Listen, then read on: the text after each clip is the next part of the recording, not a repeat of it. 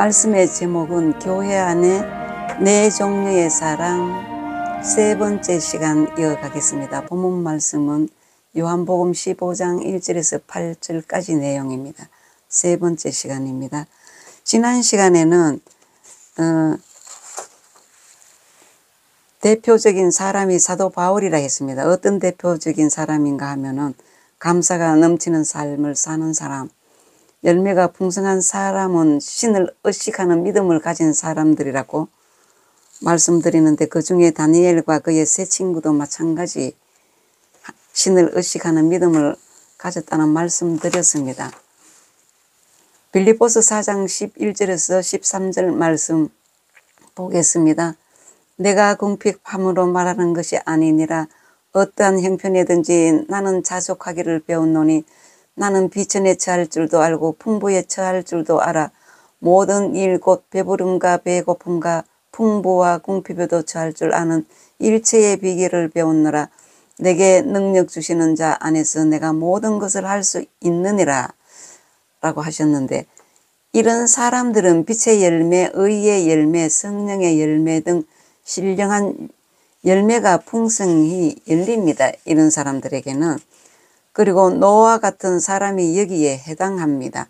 하나님의 명하신 말씀을 듣고 다 준행하여 방주를 짓고 그 속으로 들어가 심판을 면하였습니다. 다니엘은 바빌론의 포로로 잡혀갔으나 느부갓네살 왕이 주는 진수 성찬도 먹지 않고 포도주도 먹지 않았습니다. 자기 몸과 영혼을 더럽히지 않기 위해서였습니다. 신하들의 모함으로 사자굴에 들어가게 되었을 때에도 여전히 여호와 하나님을 향하여 기도하며 감사하였습니다. 다니엘서 6장 19절 보겠습니다. 다니엘이 이 조서에 왕의 도장이 찍힌 것을 알고도 자기 집에 돌아가서는 윗방에 올라가 예루살렘으로 향한 창문을 열고 전에 하던 대로 하루 3번씩 무릎을 꿇고 기도하며 그의 하나님께 감사하였더라고 기록하고 있습니다. 열매가 풍성히 맺는 가지는 깨끗한 가지입니다.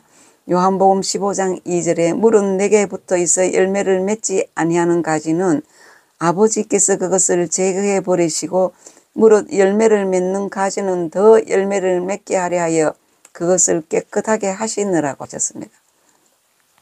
깨끗한 가지의 열매가 더 많이 열립니다. 쓰임받는 사람은 영이 깨끗하며 세상 정보, 마귀 정보를 받아들이지 않고 하나님의 말씀만 받아들입니다. 하나님 앞에 쓰임받는 사람은 깨끗한 사람입니다. 디모데후서 2장 20절에서 21절 보겠습니다.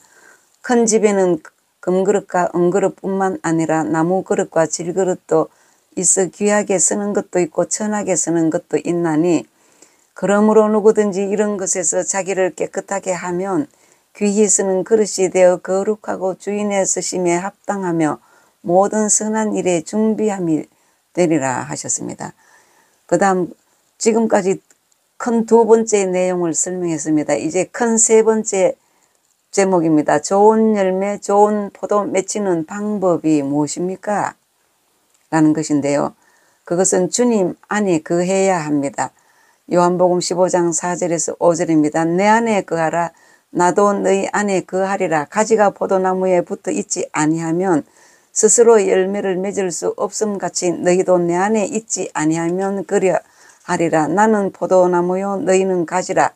그가 내 안에 내가 그 안에 거하면 사람이 열매를 많이 맺나니 나를 떠나서는 너희가 아무것도 할 수 없음이라.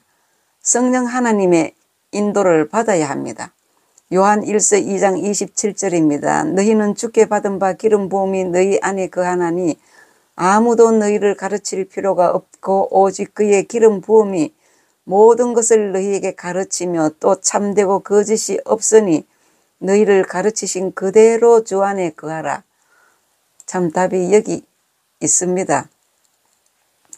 요한복음 16장 13절입니다.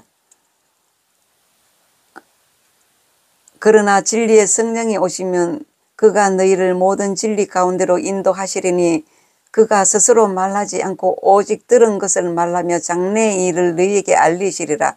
갈라디아서 5장 16절은 내가 이르노니 너희는 성령을 따라 행하라. 그리하면 육체의 욕심을 이루지 아니한다 하셨는데, 성령의 인도를 받는 삶이 되어야 열매가 주렁주렁 맺힙니다. 그 다음 땅에 있는 지체를 죽여야 합니다. 골로새서 3장 5절에서 9절입니다. 그러므로 땅에 있는 지체를 죽이라. 곧 음란과 부정과 사욕과 악한 정욕과 탐심이니 탐심은 우상 숭배니라. 이것들로 말미암아 하나님의 진노가 임하느니라. 너희도 전에 그 가운데 살 때에는 그 가운데서 행하였으나 이제는 너희가 이 모든 것을 벗어버리라.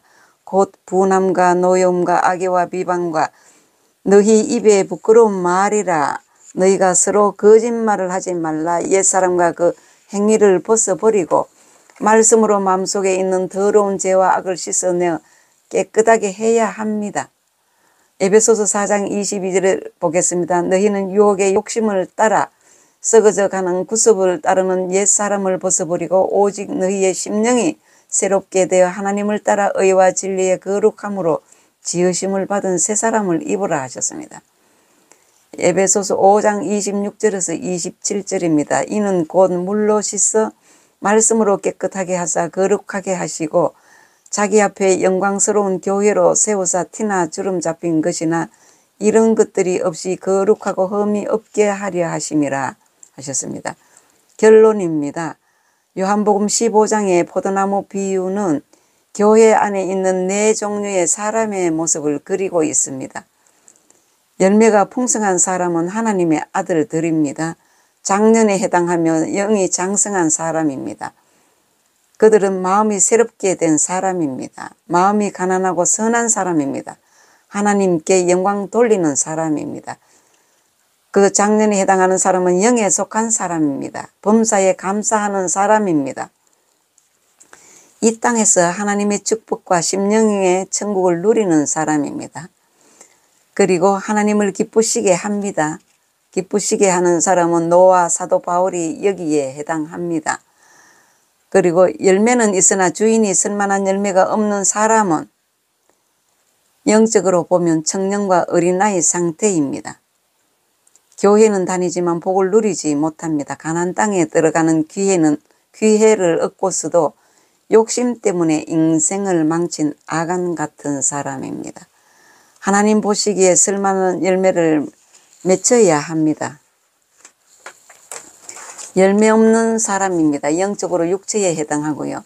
광야의 유대인들이 여기에 속합니다. 노예 근성이나 세상 풍습, 습관이 벗어지지 않는 사람들입니다. 말씀으로 씻어내고 벗겨내야 합니다. 십자가의 강도도 여기에 속합니다. 죽기 직전에 구원받는 바람의 열매 맺을 시간적인 여유가 없었습니다. 부끄러운 구원입니다. 열매가 없는 부끄러운 모습으로 하나님 앞에 서야 되는 사람입니다. 십자가의 강도는 주님에게서 끊어져 나가 생명이 끊어진 사람이고요. 열매는 고사하고 생명조차 끊어진 상황입니다. 불신자들이 여기에 해당합니다. 교회를 다니나 그 영혼이 죽은 상태이며 불행한 사람입니다. 주님을 영접하지도 못했고 생명도 말씀도 공급받지 못한 영혼입니다. 교회에 다니고 있지만 다시 복음 제시를 해서 예수 복음을 듣고 영접하고 믿도록 해야 합니다.